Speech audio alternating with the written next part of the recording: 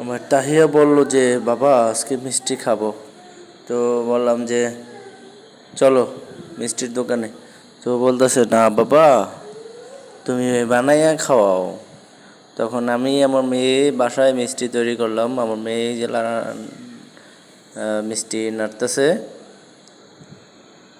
ও সেই আনন্দ আজকে মিষ্টি আমার সাথে অনেক পরিশ্রম করছে। সে মিষ্টি তৈরি করবে এবং খাবে আমার সাথে। বলতেছে আমি কি হাসি দিতেছে, সে অনেক আনন্দ পাইতেছে। বলতেছে আমি রান্না করব মিষ্টি। এই যে নাড়তেছে কি সুন্দর হাতের তৈরি মিষ্টি। যাই হোক, হোটেলের মতো হবে না, রেস্টুরেন্টের মতো হবে না জানি, কিন্তু তারপরও চেষ্টা করলাম নিজের হাতে মিষ্টি তৈরি করার জন্য।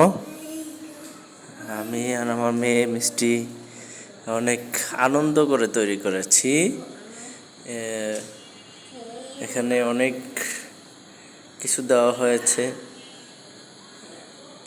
ডিম ছিল, ময়দা ছিল, তারপরে ছিল চিনি ছিল, দুধ ছিল,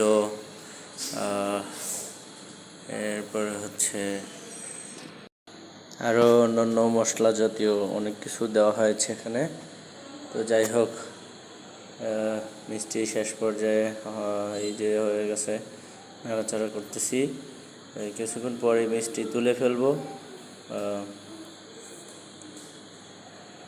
যাই হোক, নিজের হাতে তৈরি করা যে কোনো জিনিস খেতে মানে মনে হয় যে মনটা পুরো তৃপ্তিটা মিটে, এরকম আর কি।